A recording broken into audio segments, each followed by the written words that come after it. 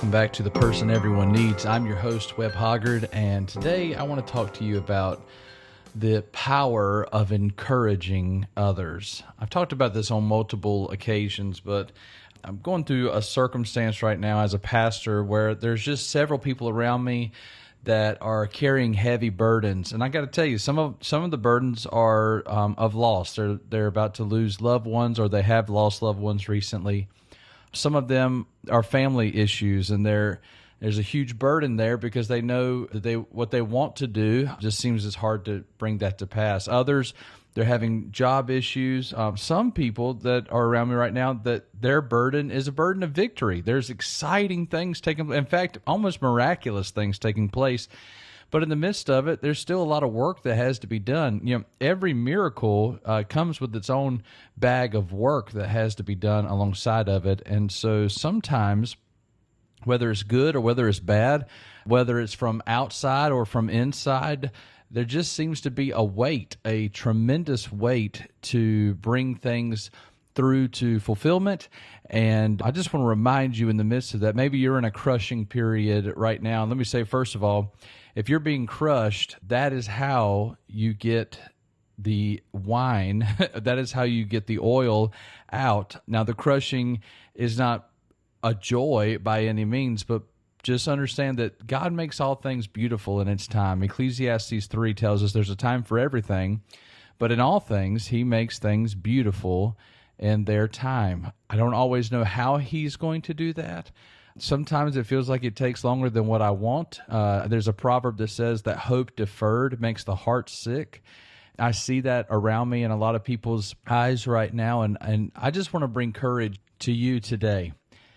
The guy that I talk about the most on this podcast, his name is Jonathan. The last time that Jonathan saw his good friend David before he would die, it was a pretty dramatic scene. Saul is chasing David in an attempt to kill him, which is Jonathan's dad.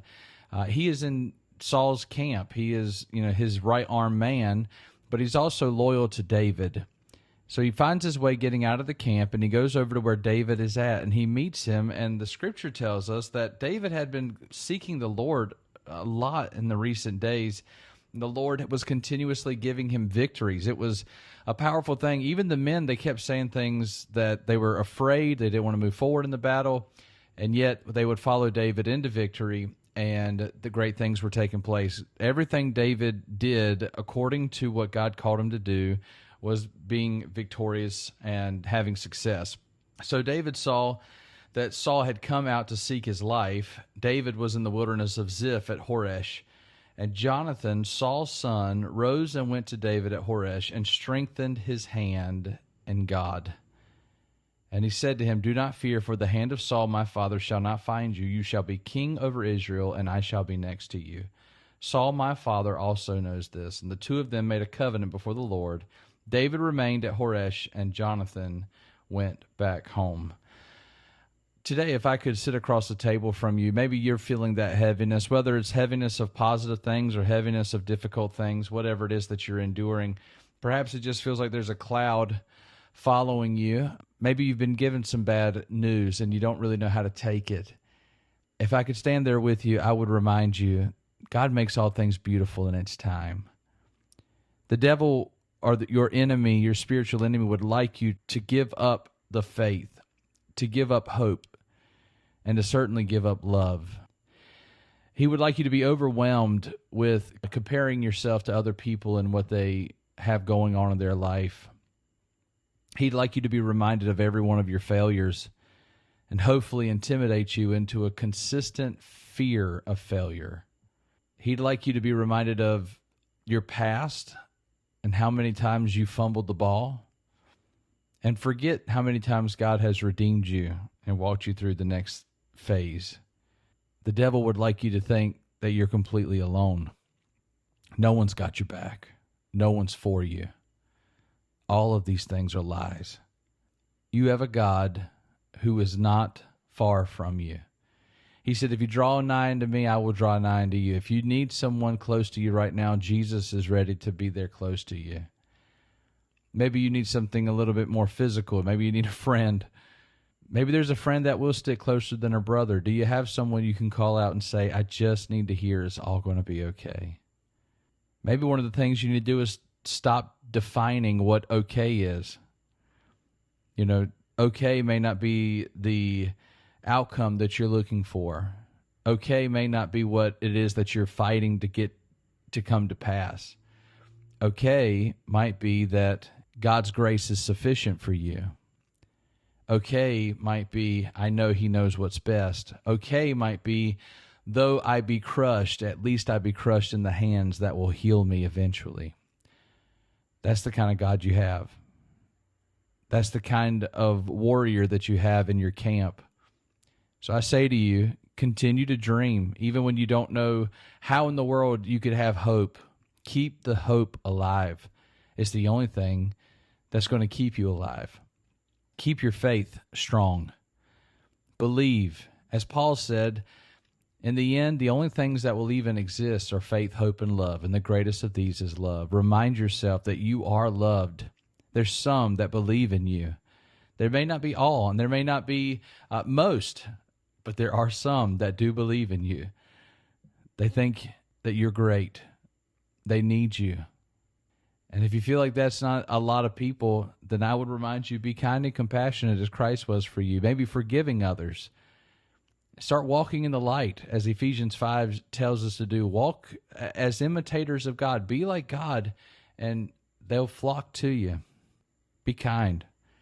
It's the kindness of God that leads to repentance. It's not the justice. It's not the power. It's the kindness of God that leads to repentance. And so I don't know if you're carrying a burden or not. Perhaps you're tuning in today and things are going perfect with you. Your bank account is full. Your time is properly managed, and all things are going well for you, and that's great. Maybe everything is just in the middle for you perfectly. But today, if you are heavy, and maybe, let me say it this way too. If that's you, that everything is going well for, how about you pray for those that are around you? How about you be reminded that there's others around you that are carrying a load, and that if you are the one with the load, understand you're not the only one. You're not alone.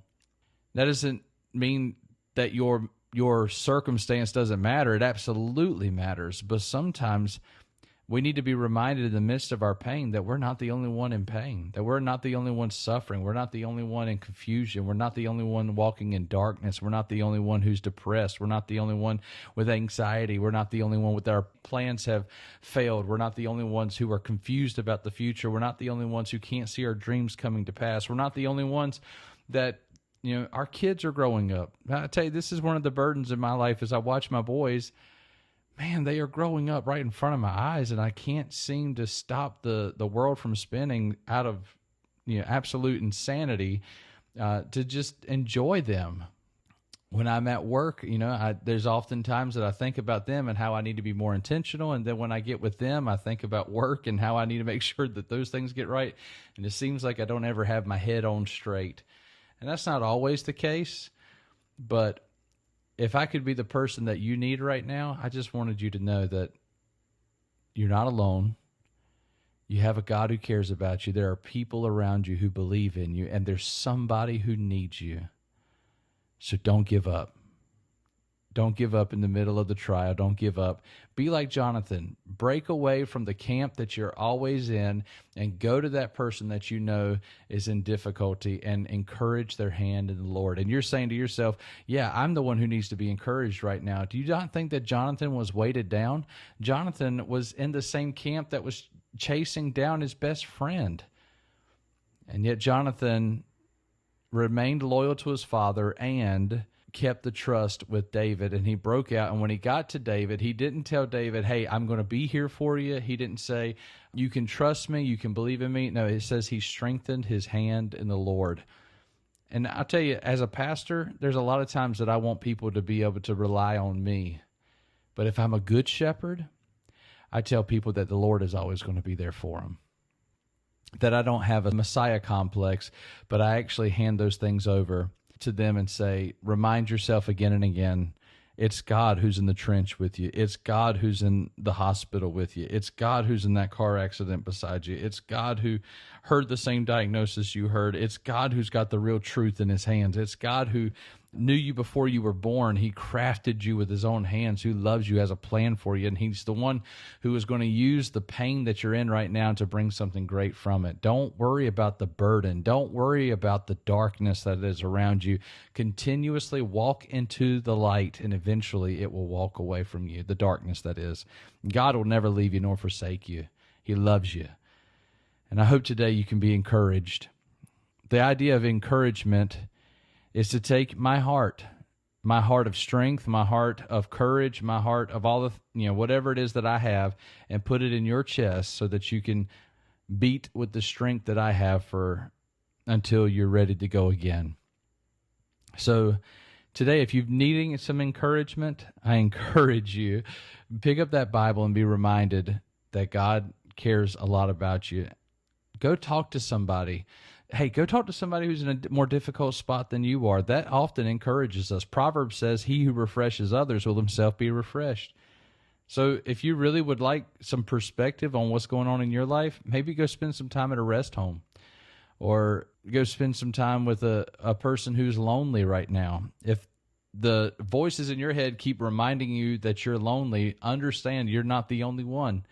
And so change that for somebody else, and it will change it for you. If you go spend time with someone who is lonely, you won't be lonely anymore. That's my encouragement to you today, is that keep your eyes focused. Dream, be determined, don't give up. Keep walking, and eventually you're going to walk yourself back into the light, out of the darkness, out of the clouds, and you'll look back and say, wow, I was carried along because I didn't give up. If you give up right there, you're going to be in trouble. So maybe today, strengthen your hand in the Lord. Remind yourself that today is not the end. Because the people who make it through the darkness and the people who encourage others in the midst of their own, those are people that everyone needs.